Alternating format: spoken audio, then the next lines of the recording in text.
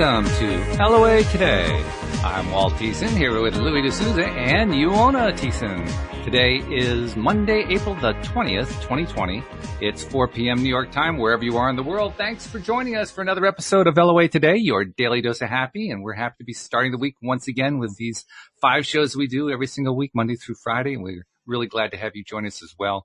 Hope you're doing well with all of the craziness with the pandemic and so forth. Hopefully you're not spending a whole lot of time focused on that. Hopefully you're focusing your attention on other stuff. And I say that, guys, because I told you about this, Uohna, over the weekend, but I had an interesting experience. I learned firsthand just how quickly we can make ourselves sick, which was not my intention, I have to say.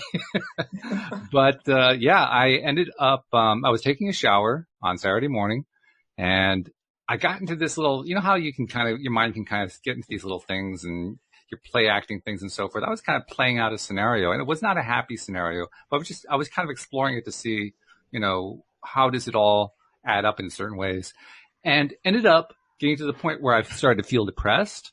And by the time I was ready to get out of the shower, I was feeling nauseous, ready to practically fall over. I could barely move out of the shower. I mean, I thought I had COVID. I mean, I was in really bad shape. And I realized that in 15 minutes flat, I had gone from perfectly healthy, well, and happy to sick as a dog. And I couldn't believe it, how quickly I was able to do that. Well, with a little help from my wife, Louise, I reversed that. First of all, I recognized what I had done. Second of all, I resolved never to do that again. And then third of all, I just started reversing the process. And it took a little while because I had gotten myself down to a really, really low vibration place. It took a while to kind of remember how you do it, but I got there, and about 15 minutes later, I was fine.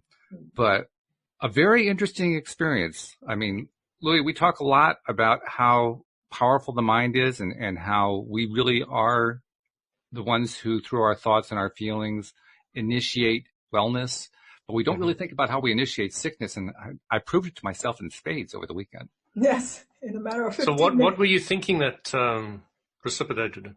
I was just playing out a scenario in my head between two people who had recently met. They're young people, and neither one of them had a high level of self-confidence. And I was just trying to kind of imagine for myself, okay, so what are the different ways they could lack self-confidence? Kind of like leading up to topics to talk about later on. And I got into it so deeply that I depressed the heck out of myself. Wow. You see how powerful his mind Oh, my goodness. Unbelievable. I had never thought you could make yourself that sick that so quickly. Yeah. But you can. It's amazing. Wow. But it's interesting how Abrams says that you didn't get whatever those symptoms were. What were the symptoms? I was nauseous. I had no energy. Just sort of general pain, almost like early stages of flu. Aches and pains and that kind of thing. So they were just saying, that you don't get nauseous because you're thinking of nausea. You don't get, those kind of things because you're thinking that. You get it because of a combination of negative thinking. Yes. On any subject. Mm-hmm. And that opens the gap to get nailed by something. Yes. And the other thing that you talked about, which was very interesting, that my sister once said, you said, as soon as I became aware of it, I turned it around. And my sister said to me once, many, many years ago, she said, once you're aware of something, you're halfway to solving it. Yeah. And it seemed like it took quite some time to come back, but it was probably about 20 minutes to come back.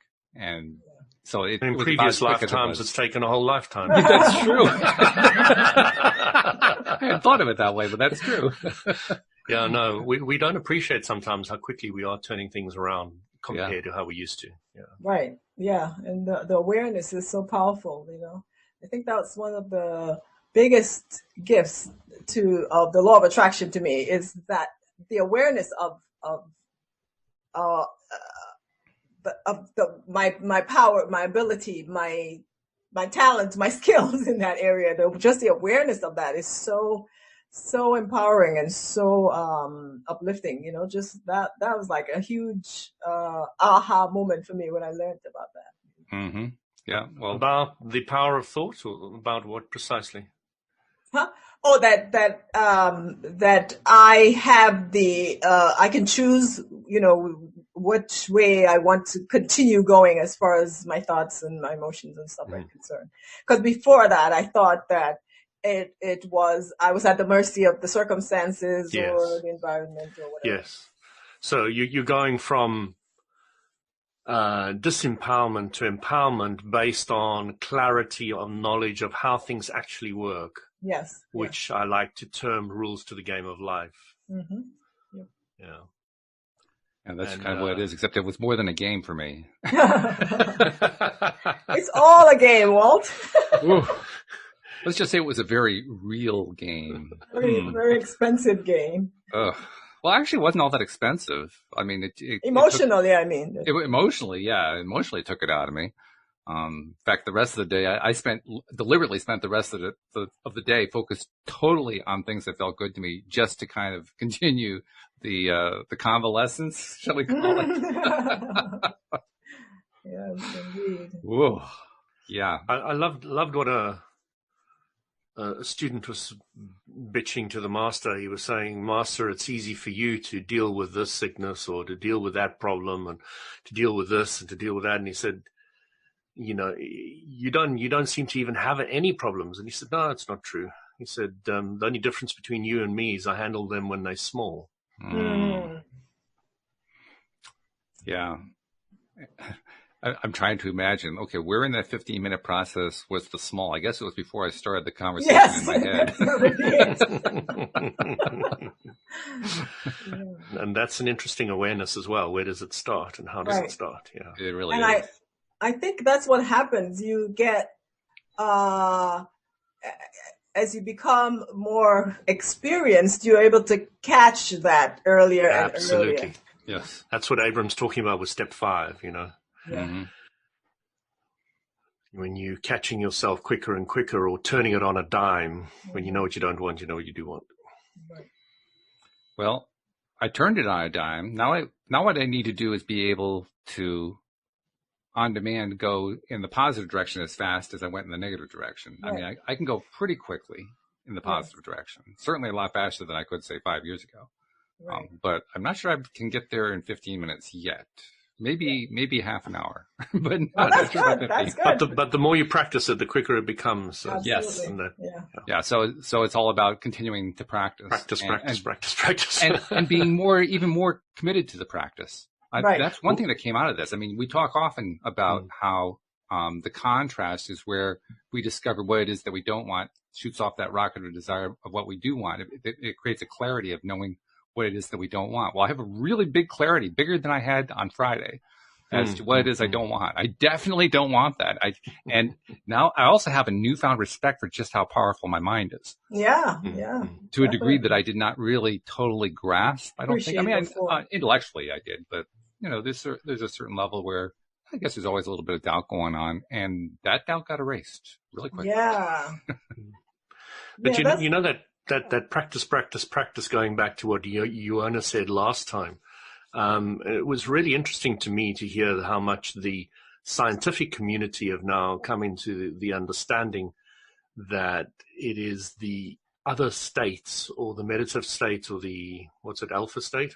Yeah, the alpha brainwave state. Uh-huh. The alpha brainwave state that people is far more powerful than the practice aspect. Mm-hmm. And it reminds me something that you remember Deepak Chopra's mentor. I don't know if you know who he was, but he was Maharishi Mahesh Yogi. Yeah, I know of him. Okay. So he headed up the TM, but he's passed away now. Right. Yeah. But Deepak said to Maharishi, he said to him, focusing on what you want or thoughts are very, very powerful. Mm-hmm. And Maharishi smiled at him and said, these are Deepak's words. He said that silence or the lack of thought is more powerful. Mm. This was said many, many years ago, which was very interesting to me. And how this knowledge, this Vedic knowledge, has been around for a long, long time. And the way transcendental meditation always talks about it is the gap between thoughts. Right. I've heard of Space that. between thoughts, yeah. What do Yeah. you think that means? Because the reason I asked that is I was doing a retrospective. I was looking back at some of the old Star Wars movies, and the later episodes talked about that with the Force being kind of their equivalent of Source energy, right? Mm. And they talked about the Force being between objects, between people, between everything. It was the in between stuff. What do you think he means by that? By the in between, by the silence? The space. Why is that so powerful? Well, the way Abram would explain it was that the only thing holding you back from that powerful source is focus or thoughts about what you don't want, or collection of past thoughts that are vibrating within you about what you don't want. So if you remove all that, you get there, you need to get to the silence, to get to that space or that no space, so that the cork, which has been pushed under by the resistance of what you don't want, can now just automatically rise to the surface, and you can have the power that creates worlds in it. So kind of the equivalent of what we talk about when we talk about, say, the riding the raft on the river analogy that Abraham comes up with, or anything that has to do with water passing through cracks in the rock, and that's basically getting past the resistance. So all you need is just to open up that crack a little bit, the water gets through, and just that little bit is enough to remove the resistance so stuff can get through. Absolutely. As Abram says, even a second or two is incredibly powerful. Mm-hmm. Because I read about that in Deepak Chopra's book. And what I took away from it was that the gap or the silence was about that momentary time, although it's not in terms of time, where there's no thought. There, your conscious mind essentially is no longer actively generating thoughts. So there's that quiet, that stillness. So the conscious mind is involved in assessing everything in your environment, what you're seeing and hearing, and all the things coming through your senses, your five senses, is processing that constantly.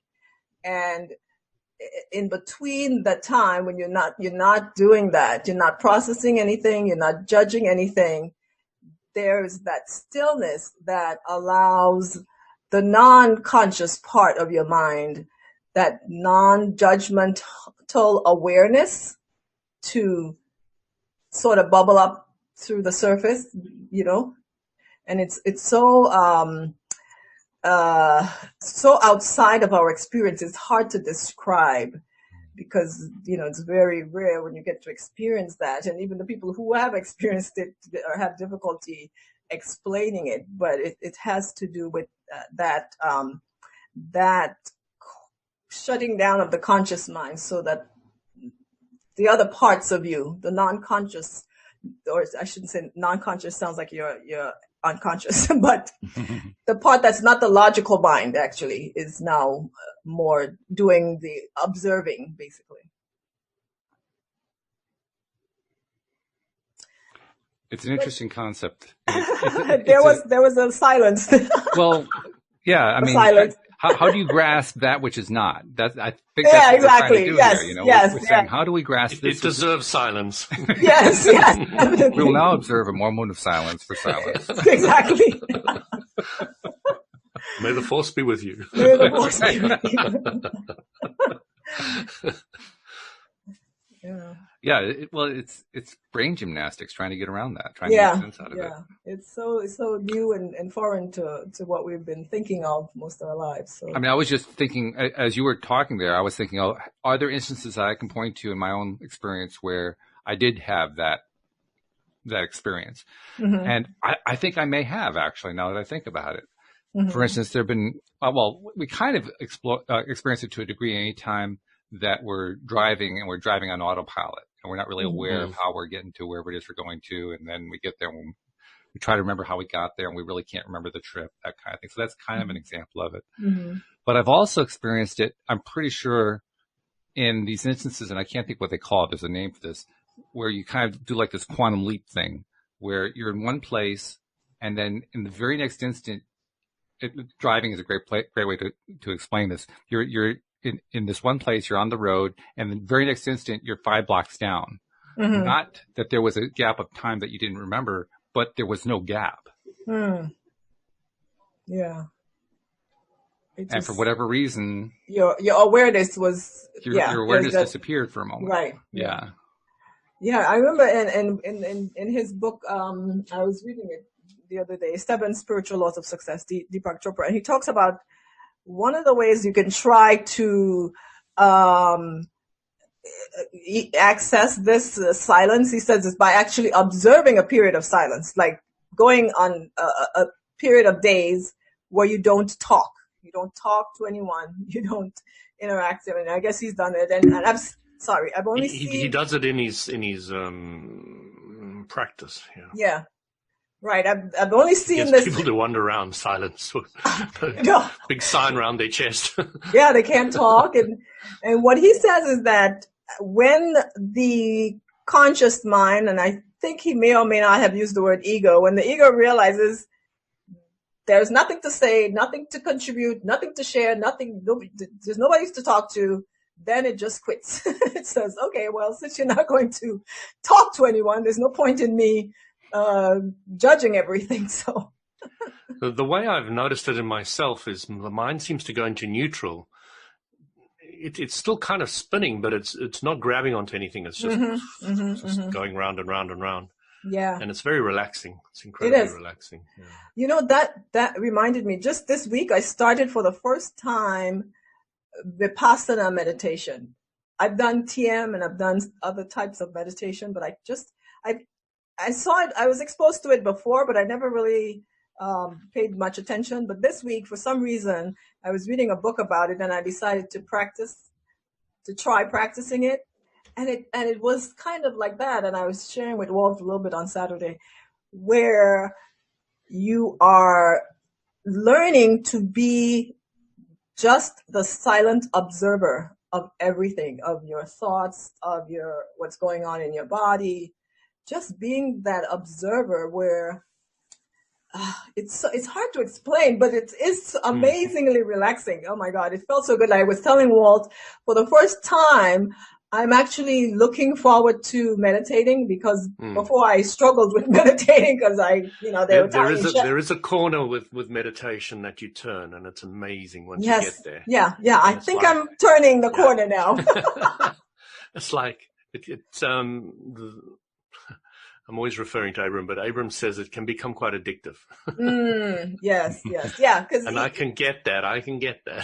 Yeah, well, he, in the book I was reading, talked about that. He says that there might come a time when you're meditating and you experience the bliss, and they say, don't try to hold on to that, because you will. Just observe it, like you would observe even the not so. It'll come and it'll go. Yeah, exactly. But it is quite interesting.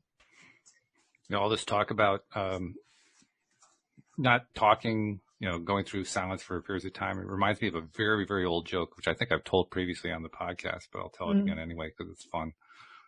It's the story of a reporter who ends up going to visit a monastery so he can report on the monastery. Yeah. And he's met at the door by one of the monks, and the monk greets him warmly and welcomes him, invites him to come in. And he says, one thing I need to tell you, we're in a period right now where all the brothers are involved in a vow of silence. So we are all silent all day long. Nobody talks. Nobody will respond to you if you say anything. However, there is one break. When we have our meals, we'll break it up a little bit. We won't actually break the vow of silence, but we like to socialize a little bit. So what we do is we like to tell jokes to each other. And because we know the jokes so well, we've numbered them. And so we just say the number, and that's all. And that limits the amount of talking that we do.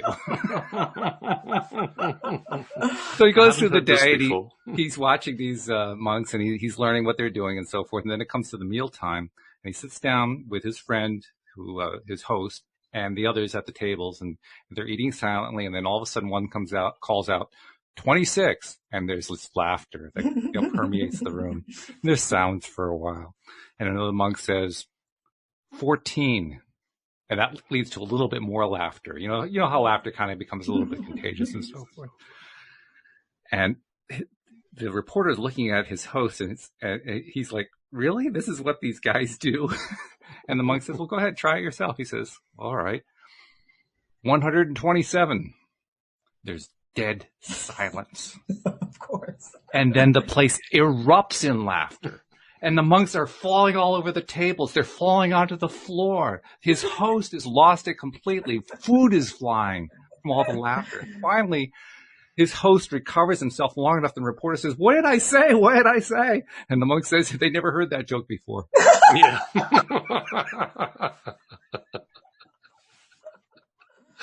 Oh, brilliant one. That's great.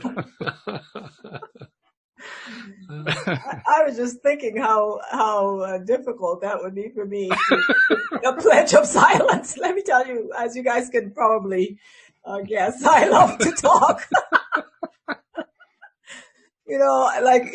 My husband, now that he's working from home, he has to listen to me talk almost. He's in the office sometimes, and I am like in another room reading, and I would try as hard as I can not to go and disturb him. But sometimes I read something or something happens, and I just like, can I share this with you? And then he'll say, okay. And then I'll say, okay, I won't come back until 12 o'clock. And of course, in the next hour, I'm back with something else to share. And I think he could probably go, perfectly days without saying a word. Oh, in our family, he's well known for that, actually. Yes. That's one of his greatest strengths. Oh, I tell you, yes. There have been times where, especially when we were all quite young, where we weren't even sure where he was. Yeah, I have those moments where I don't know where he is because he's instead sliding. Isn't this an interesting dynamic? You've got the talker and you've got the listener. Yes. Absolutely. I think that's what attracted us to each other. So, yeah, because he loves the fact that I talk. If you were my partner, I would be very good with a Teflon coat. It would go in one side and come out the other. I can't handle too much talking. Yeah, it's a skill. but what I'm always amazed at is how perfectly people seem to choose their partners. Yeah. And I often think it would be things that are similar, you like doing things together, but it's not like that. No, it's usually completely the opposite. That's true, because, if I was married to someone who talked as much as I did, I probably endless fight for supremacy. Exactly. Not necessarily. I mean, I've known people, including couples, who were talkers. Both sides talk, and they just both talked. Nobody ever listened. They all talked. Yeah. There's many different dynamics. Yes, you can't pinpoint it into. This just happens to be rather a clear one. Yeah. It certainly worked in our relationship with Louise and me, because you may find this hard to believe. She's actually the talker. I'm not the talker. Yeah, I know she's the talker. I know that's hard to believe, but it's true. It was actually a skill I had to develop in order to do the podcast. Mm-hmm. And I was glad to develop it, but it took a while. First of all, it took a while just thinking of what to say, because I wasn't used to it. Mm-hmm. And then after a while that became easier, because despite the fact that this is a relatively simple topic, it has endless roots you can take with it. Yeah. Anyway, speaking of topics, you had texted me something over the weekend, and we didn't really discuss it at all, but I like the idea of it. Sorry, we're finished. See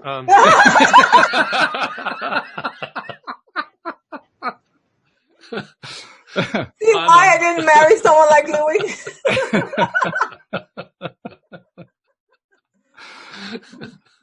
I've been thinking of all these stories, but I'm not going to try to tell them all. We'll never get anything done. But what was the topic you had in mind? Tell Louis about it so he knows. Sure. Heart intelligence. I've been reading all about heart intelligence and learning some absolutely fascinating things. And it's helping me to understand some of the admissions that are given in the teachings of the law of attraction. Why there's this emphasis on one, combining your thoughts with an elevated emotion, and also why gratitude is so powerful, and understanding why even I remember, Walt, you and I, we had this epiphany when we were talking about the secret, and then after a few years of having seen it the first time, we came upon the idea that it was more than just the thoughts, that there was an emotional component to the manifestation that was not as heavily emphasized. Yeah. I remember where we had that conversation, which is pretty cool. I know. That was a while ago. Yeah, it was a while ago. That was a while ago. Yeah. But yeah, so learning about the heart has been absolutely fascinating. One of the things that first got all this started was that in 1991, this doctor by the name of Dr. Amwar, he's a medical doctor / scientist, and he discovered that in every heart there's this section where there's a collection of neurons. It's the only other place in the body that there's a collection of neurons outside of the head. Okay. And so there's like this 40 to 50,000 neurons in this place on your heart that actually they have since learned is able to think and feel and remember and function just like a brain. So much so that they now refer to this part of the heart as the heart brain. And so now there's a whole new field of neurocardiology that has been opened up since that discovery. But what they're learning is that this heart brain is actually it communicates with the head. So the heart and the brain, the cranial brain and the heart brain communicates. But the heart brain does most of the talking. So there's information going from the brain to the heart, and there's information going from heart to the brain. But there's a lot more information going from the heart to the brain than there is going from the brain to the heart. So the brain is actually the boss of this whole dynamic. And it's in line with something what Louis was saying. Did you mean to say the heart is the brain rather than the mind? Right. The heart, yeah, the heart is the brain. And it goes back to what you were talking about, how you mentioned some of these discoveries in science align with some of these teachings from, primitive practices, ancient medicine, traditional medicine, where they focused a lot on the heart, right? And even in our colloquial speaking, some of those traditions still persist. We talk about where we feel things, where sometimes say I have this intuition, you usually point to your heart. Or when you talk about when you talk about who you are, you always point to your heart. Or even if you ask little kids, so where's Johnny? They usually point right to the center of their chest, because there's this kind of basic understanding that the core of your being is actually in the heart and not in the head.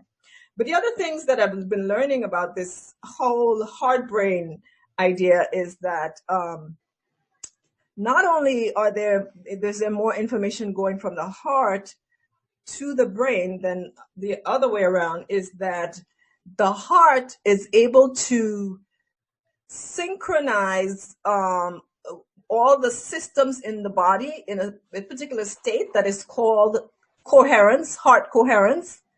And when that happens, so it actually controls it is able to cause all the body system to vibrate at a related frequency, so that they're all kind of in harmony.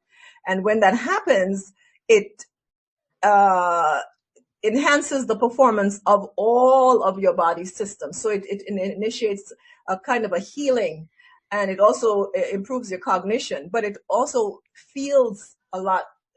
Feels energetic and healthy and happy, and you can do this same. You can basically do this deliberately when you express feelings like joy and appreciation and gratitude. And they've been able to measure that and show the coherence patterns of the heart and the brain and other organs.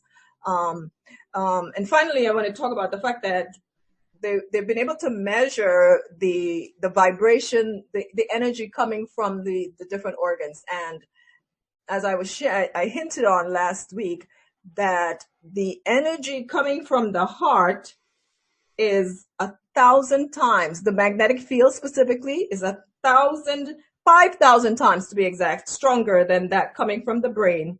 And the electrical field is 60 times stronger than that coming from the brain. So the heart is a much more powerful source of vibration. And in Dr.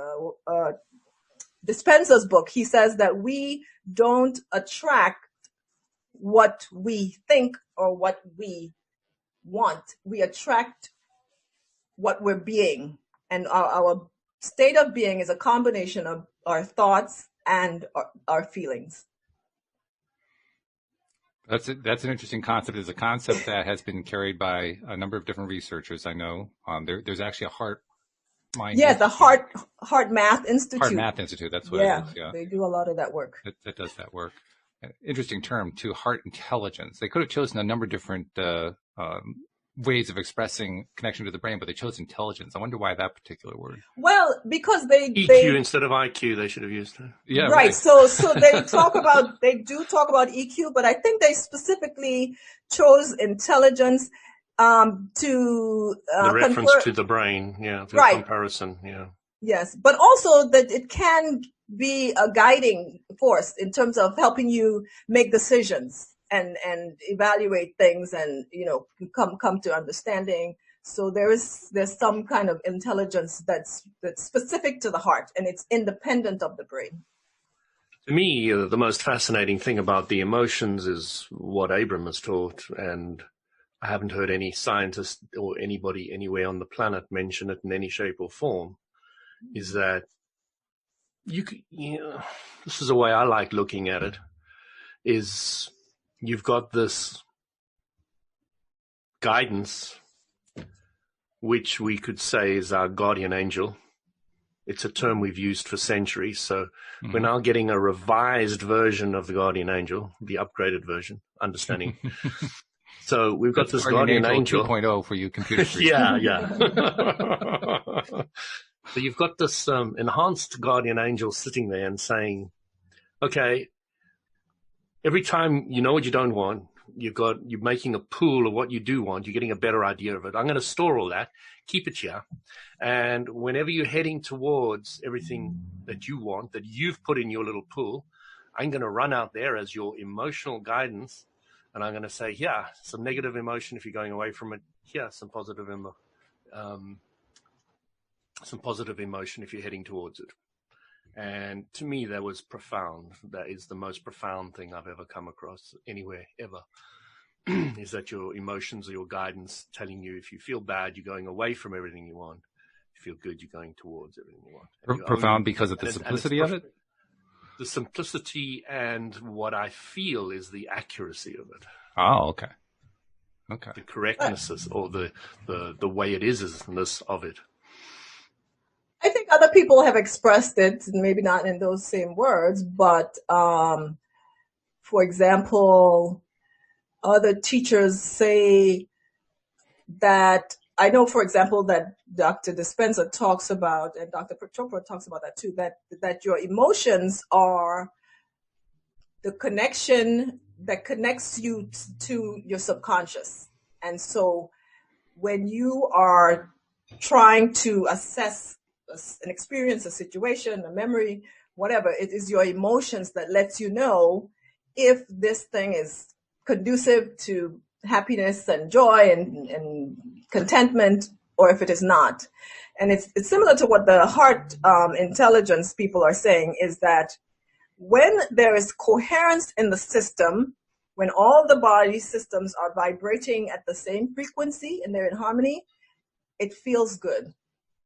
When it doesn't, there is an irregularity or an incoherence, and that doesn't feel good. So one is associated with a good feeling, coherence, and when you're out of, the body systems are out of alignment, you feel a discomfort that's translated into the negative, bad feelings. Which I certainly just makes don't sense. feel a huge amount of clarity with that. It doesn't point to me, to my specifics, to where I'm going. It just is rather scientific as usual. She hasn't broken it down into something that's real tangible I can get my hands on and put my teeth into and just run with and, work. So, the way Abrams explained it to me is profound. Yeah. Really is the simplicity, the directness, the reason that you might feel positive emotion with something and I would feel negative emotion on exactly the same thing is explained in the idea that, you've put in your bank everything you want, and what's in your bank and what's in my bank is two different banks completely. Mm-hmm. So therefore I might feel, watching the same situation, I might feel positive emotion and you might feel negative emotion. Right. That also points to the uniqueness of all the different individuals out there and how they can see the same experience but have different emotions based on it. Which So is what you would call the bank is what I would call the subconscious. For me, that's how I would define it. So that's subconscious has got, from the scientific or so many people have got different ideas what that is, but is often looked at more of what you don't want that's in the bank rather than what you do want that's in the bank.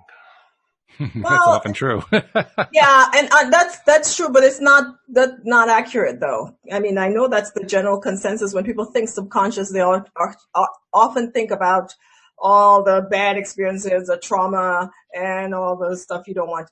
But for me, when I think of subconscious, I think of unique things that are specific to me and to my life, and only I can be in tune with. And sometimes even I may not be exactly, clear on what's in my subconscious in terms of, I have certain preferences that I may not be aware of. There's certain things that I like and certain things that I don't like, and I may not be explicitly clear as to why I like it. But if I thought about it, I think, maybe when I was in Trinidad, I had that. So this is bringing back some memory of something. I don't know, So I have all these unique tendencies within me. And so when I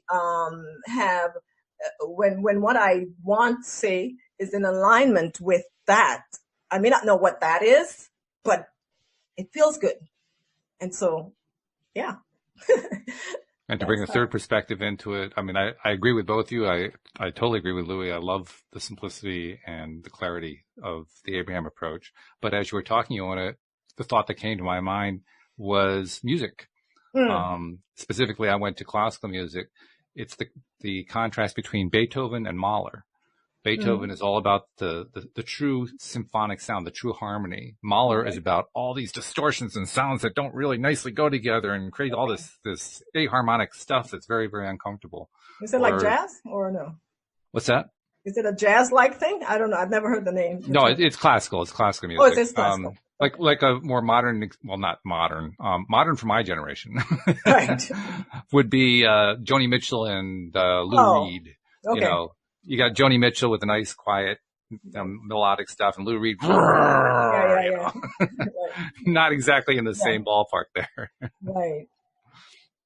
I don't know the modern artist well enough to draw a parallel there, but I'm sure there is one somewhere. Right. But you were saying. I love the. Sorry. Well, I was just saying that to me that it spells out what you were talking about specifically with what they call the coherence. Because coherence is basically just a nice, clean sine wave. Yes. It's not distorted. It's not bouncing all over the place and craziness. Right. It's just staying with a nice, steady sine wave. And that's what you get with harmonics. Yes. Okay. Literally, sound harmonics move together. Right. If you can watch the graph of pure tones that are an octave apart or a fifth apart, you can see they move perfectly with each other. Right. Whereas when you have tones that are enharmonic or disharmonic, they're like, it's like watching one of the Emoto water experiments, like stuff flying all over the place. Yes. So there are a lot of different ways to experience that difference between in alignment, out of alignment, yes. In harmonics, out of harmonic, feel good, not feel good. Yeah. Ultimately, I agree that the Abraham approach the emotional guidance scale is the simplest one that I've ever heard of to use, and very, very accessible. But there are a lot of different examples. Yeah, in fact, when I was talking with Mark about this, he started talking about frequency and hertz, and I was like, because he's an engineer, so that's how he was able to conceptualize it. But for me, sure. I like Louis was saying, I just know it feels good. That's all I care about. But so everybody has a different experience. And he also made a great point that what feels good to one person doesn't necessarily feel good to another person. Exactly. Yep. Yeah. That's where positive and negative can actually be hindrances as terms, because there's sort of a general consensus among many people that what's positive for one should be positive for everybody else, but it actually rarely is. That's what's so amazing about it. People have such different tastes, such different preferences. Yeah, and that's why I personally think it's important to become acquainted with yourself. I think that's important, because otherwise you may try to align yourself with something that is not that is unique to you. And that's what I liked about that assessment that I took last week. And I learned what my the traits that are high on my particular, whatever you want to call it. I forgot the terms that were used, but the things that are that I value and that I also demonstrate to a superior extent compared to others relative to other things. So I know what's important to me. I love learning, and so when I'm engaged in that, I am in my happy place. Yes, we talked about that over the weekend. You are the learner in the family. You love to learn. Yes, and just knowing that made me, just knowing that that's one of my high qualities, that kind of gave me a sense of relief, if you can understand that, because people always commented on that, right? And I felt kind of judged a little bit, like they're always like, yeah, you're always learning. She's always learning something, and I thought maybe something is wrong with me. Your guidance was giving you very direct information. If you feel relief or release, you are heading towards what you want. Right. Yes, exactly. Yes. And that is very clear. There's no misinterpretation for you on that subject. You're completely accurate. That is good for you. That is what you enjoy. That is what you like. That's what turns you on. And you've got the confirmation from your inner guidance. Yeah. Which is really important. Because in the form of relief, and rather than feeling good about it. Which is the same thing, which works out to be the same thing. It is, yeah. But it's also valuable to have that information. There was a long portion of my life where I did not understand that relief was actually moving me in the right direction. You almost have to have that explained to you sometimes. Maybe not everybody, but people like me have to have that explained to us. No, I think you're right, because I think there's an unspoken concept where society tells you that relief is a cop out. I don't know if that's the word, but there was a kind of idea that when you're small, when you're little, like young, if something brings you relief, then maybe that's too easy for you or something. I don't know, and that makes it. Oh, sure, yeah, that becomes a source. No pain, no gain is very deeply ingrained in society. Yes. Yeah. So right. So very, on the contrary, very deeply in ways and means we haven't even begun to comprehend in ourselves. So getting back to the concept of heart intelligence, okay, we've outlined what it is. We've outlined the fact that, or you outlined for us, Uohna, the fact that they've drawn these connections. They've noticed how much more powerful the heart is and so forth. What else can we draw from it, though? What other information can we draw from this concept of heart intelligence? Because, if they took the time to name it, there must be something else there. Yeah, so like the Heart Math Institute, they're, taking this all the way, and they've developed special tools and all kinds of stuff to help you basically get in touch with your heart intelligence and learn from it and use it in your personal life, in your business life. So they actually give lectures to companies for their employees to how to use their heart intelligence. And they focus a lot on how to get into that state of coherence, because they've shown, which is what most people are concerned about, is that when you are in coherence, your cognition improves. And that's what everybody cares about, as far as the academic world and the business world. They want their brains to be better. They don't care so much about the heart intelligence. Well, certainly Uohna does, because she's such a learner. So that's going to be big for her. Yeah. Of course, yes. And so just knowing that, because, we all have an intuition, we possess an intuition, but a lot of times what happens is we have lost connection with it, if that's the right term. Mm-hmm. We can't hear from it anymore, because our society places a lot of emphasis on logical thinking and analysis of the data, the pros and the cons, and making decisions based on that, and they downplay the heart intelligence or the intuition. So now they're going full circle and learning how to get in touch with that. And so they have this particular technique where they teach you, and it's very simple. Louis will like this.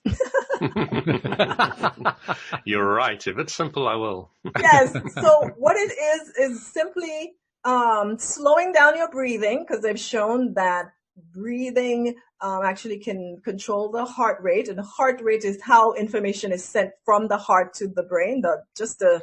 The frequency or the rhythm of the beats that stores information. So when there's heart variability, there's all this kind of distorted information. But when there's coherence, so when you slow your breathing down, you tend to make the rhythm of your heartbeat, it smoothens out. Can you imagine a jagged line going across the thing to the nice sine waves as Walt was talking about?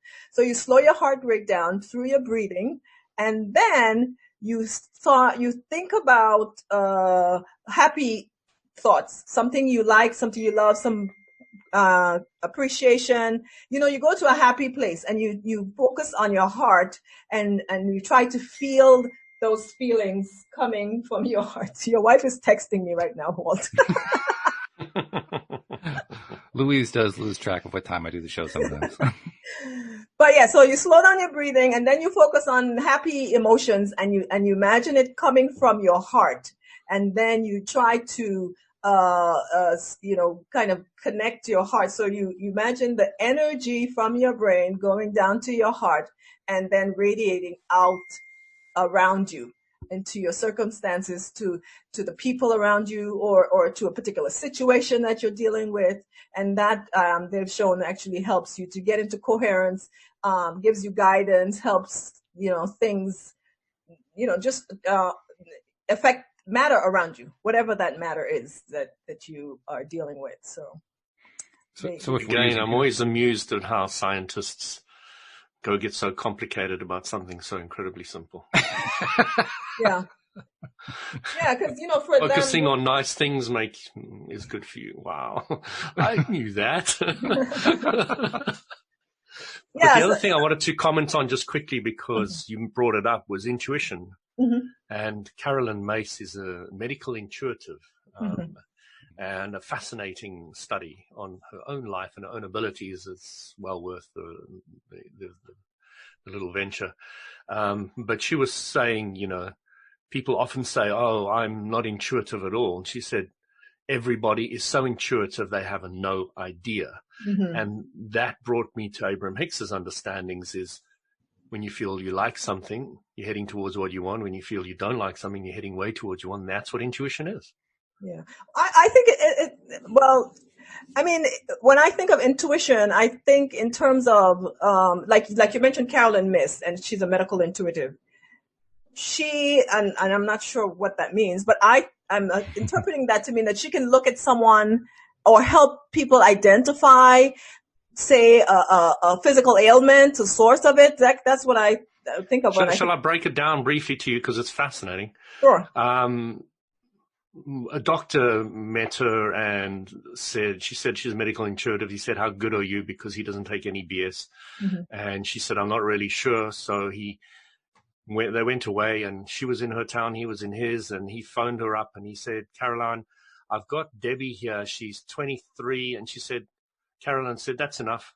She said, she's had a miscarriage. She's got this, she's that, and that. And she went on and on and on.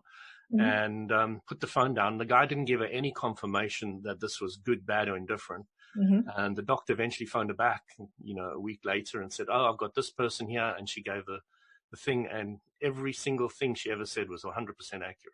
Right. So that to me is more than just focusing on what you do want as opposed to what you don't want. That, I think, as far as I understand, there's more involved there than just focusing on what you do want and what you don't want. So I think... Well, she wants to be able to help others by seeing their things. So I would not dismiss it as not something she wants.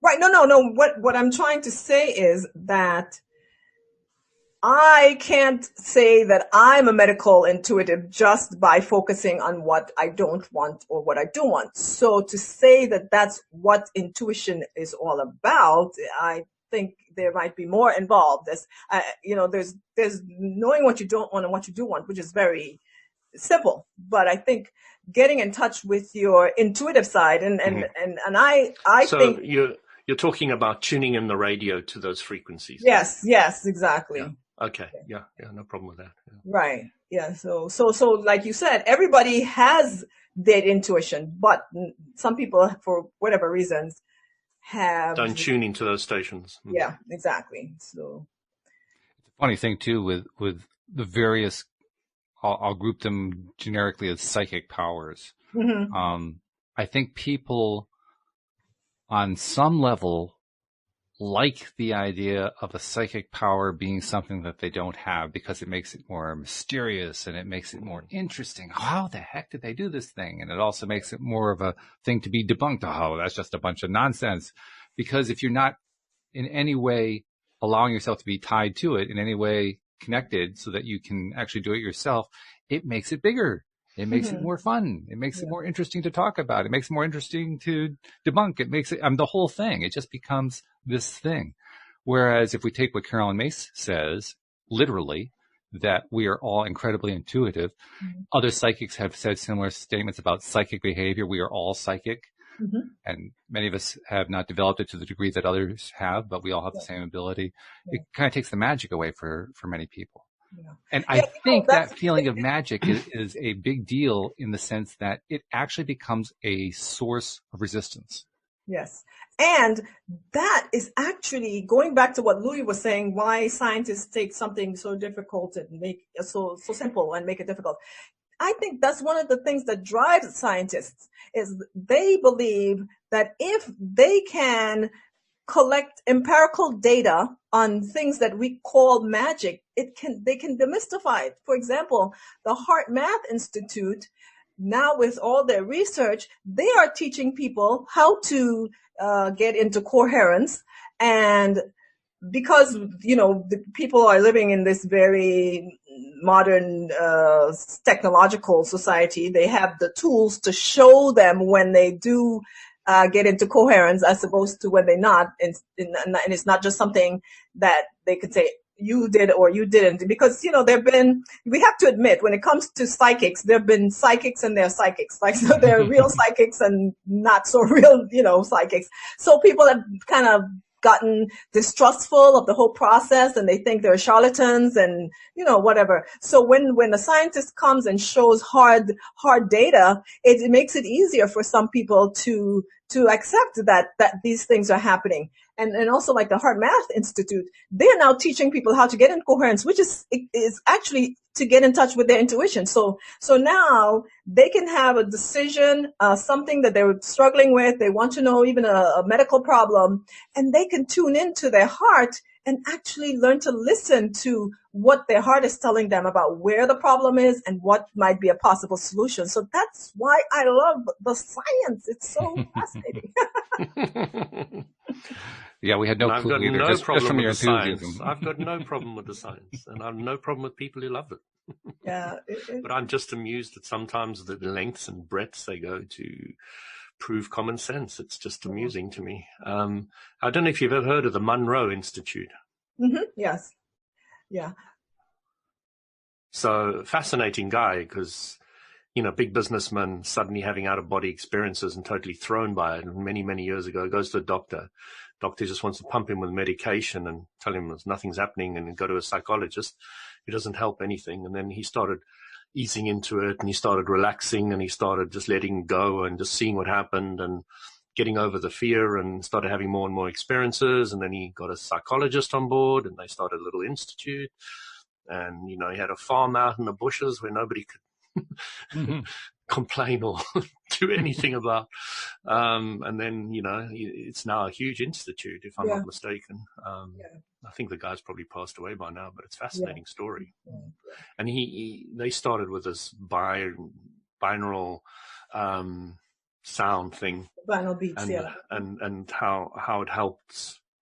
And it explains it in great depth. He really breaks it down so you can really understand what it's doing to bring you to those alpha states, etc., so you can leave your body easier, etc. Yeah, it's very interesting.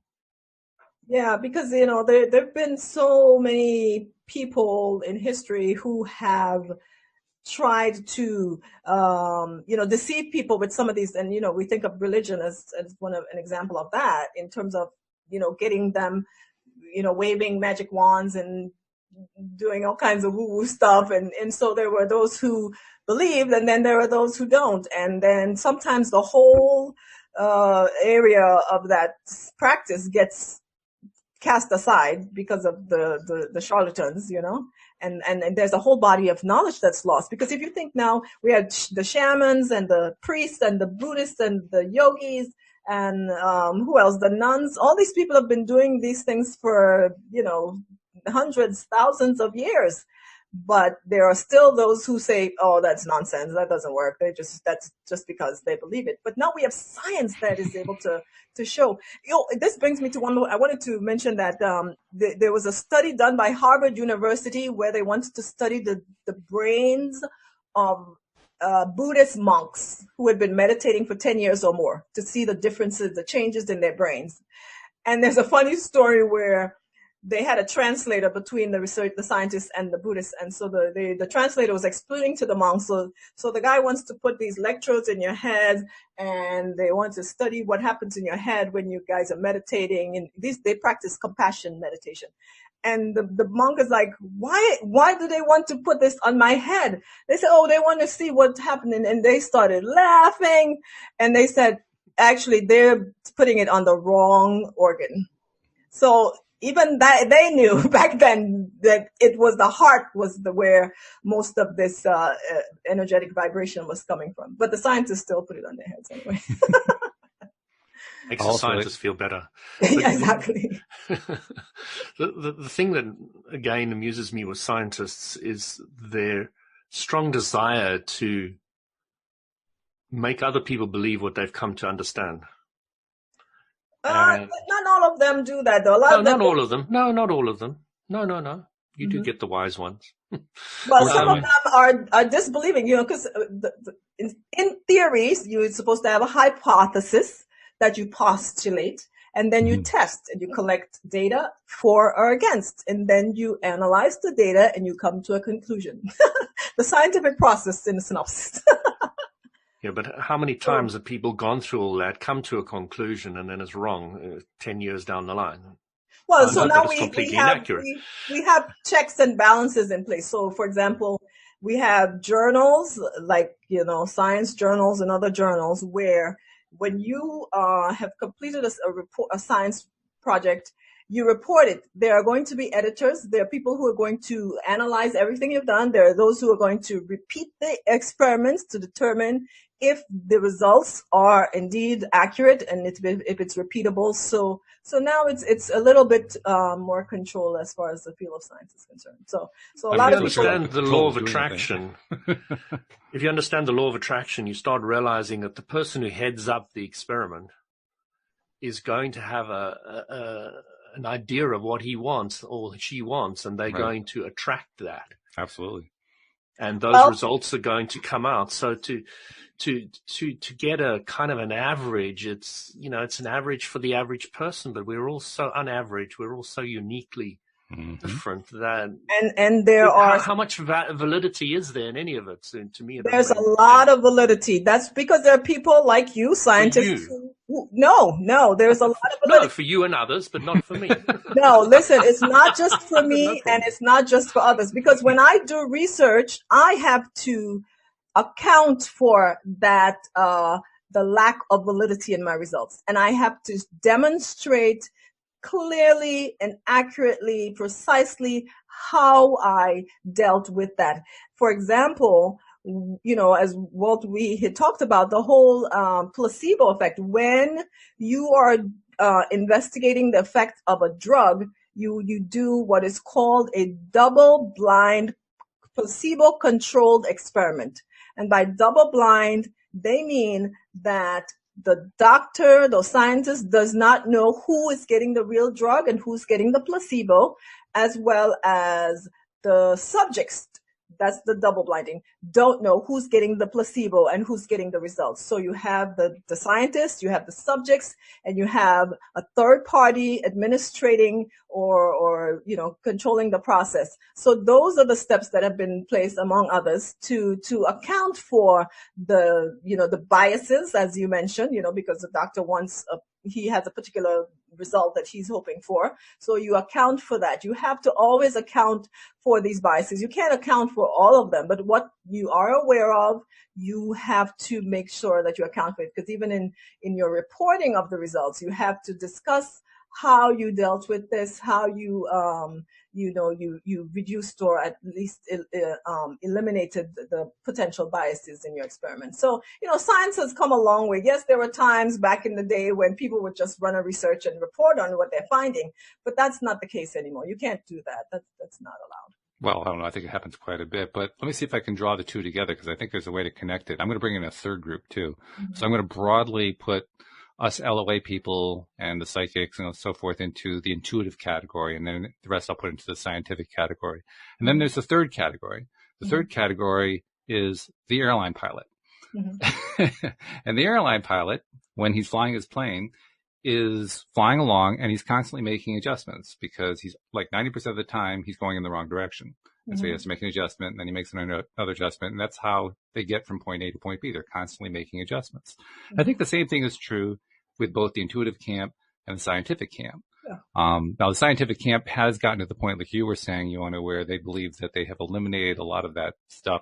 I personally disagree with them on that. I think they've actually increased the amount of it, but I don't think there's anything wrong with that. Mm-hmm. I point to something that my friend Cindy Chavez, who does the Wednesday podcast with me, has pointed out in the past, and that is her interpretation and actually the original original meaning of the word sin, which is missing the mark. Mm-hmm. Constantly missing the mark as we're exploring stuff. Mm-hmm. I mean, you described very nicely how the scientific process works, and it's a data collection routine. Yeah. Collect the data and try to learn from it, and constantly making adjustments and shifts and tweaks as you're going along the way. I think the same thing happens in the intuitive category as well. Yeah. I mean, you pointed out what you broadly described as charlatans, and certainly it's been described that way. I would suggest the idea that there's no such thing as a charlatan per se, because even the charlatan is tapping into what they think their victim wants to hear. Mm-hmm. So they really are, they may not be doing it in a way that others would consider to be ethical, but they're still tapping in. They're still doing, so they're still using it, just not the way necessarily people would like them to use it.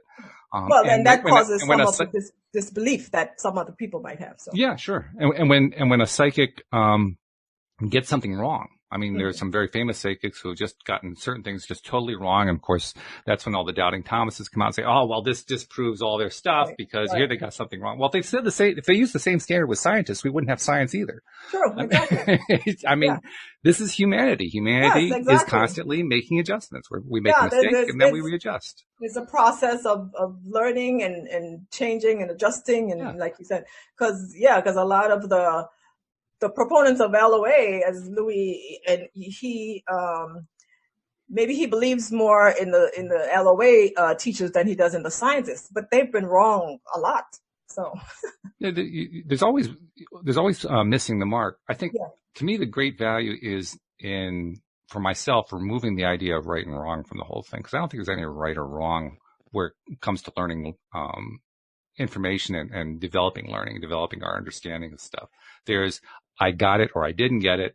I discovered this or I thought I discovered something, but what I really discovered was something else. But I'm not sure there's really right or wrong where that's concerned. Well, I'm talking about like predictions. Predictions. They've been wrong about their predictions. Well, if you miss the mark, are you wrong? Yeah, or, if you say or have that, you just simply needed to readjust your aim? No, but if you say something is going to happen, huh? What LOA predictions? The prophecies of something happening at a particular time, and it never. I haven't heard any LOA teacher talk about prophecies. Oh, actually. Yes, I have. Trust me. Even Abraham had made prophecies that didn't happen. Okay, what were those? I'm curious because I missed them. Yeah, they're on the web. Prophecies about certain things happening as far as the society is concerned, certain diseases, certain things happening with the economy. I don't know exactly what the prophecies kind are. of go against what they teach because they tell you everything changes based on what you believe. So so that they no longer prophesy. So that tells you something. So they're learning. Yes. Well, with that thought in mind, I want to, first of all, wrap up the hour because we're actually past the hour. Second of all, I want to remind people who are not yet subscribers of the podcast to become one. This is where you get this really good discussion on a variety of topics, particularly here on Monday, where we have the science team on one side and we have the LOA team on the other, and near the twain shall meet, except that we do every Monday. And, you get that as part of your 5 days a week, and every single day it's different. So become a subscriber if you're not yet subscribed. And the main reason to do it, I think, it's why we call it your daily dose of happy. It feels better to listen to this. This is better feeling stuff. Talk about the difference between what feels better, what feels not so good. This is the easiest way to apply that particular rule because this always feels better. And you don't even have to think about it. You just know every time you tune in, it's going to feel better. So that's the reason to subscribe to LOA Today. And it's also the reason, by the way, if you don't listen to all the episodes, well, I can understand that. We're busy, but, it is 5 hours a week. You have something on the order of, 40, 50, 60 hours, something like that. Yeah. You have a few hours during the week. You can get a few more hours in, make it a goal of getting one more hour in a week. It's going to make that much of a difference in your life, getting that extra hour. And so that's my little promo, but become a subscriber. If you don't really know how to do it, we set it up on the homepage of our website, loatoday.net, how to do it. Really simple. And check us out on YouTube. Most days we live stream to YouTube as we're recording today. The live stream to YouTube didn't quite work out, so apologies for that, but we're uploading it to YouTube after this. And I think we'll have to leave it there. It's going to be interesting going forward. Each Monday, it's going to be like this little tension going on. LOA, science. Which way is it going to go? And LOA is not necessarily not scientific. So. Well, that is true. I agree with that. And to me, that's the exciting part. I don't think those are the two contrasts here. I mean, I don't have any problem with the science community. It's just not something I'm particularly focused on. That's all. Sure. Yeah. But I love the fact that they're converging. I mean, talk about a convergence of data. Yeah, that's where it's really happening. Makes it interesting to me because everything. I agree with you completely. Yeah. It's that convergence, the things I'm hearing from you about, that scientists that are starting to see what the LOA guys, or not LOA guys, but traditional, some old knowledge. Yeah, exactly. There we go. What's old is new and what's new is old. That's right. Yep. So thank you very much for tuning in. Thank you especially to our podcast listeners as well. We'll see you all next time here on LOA Today. Goodbye, everybody.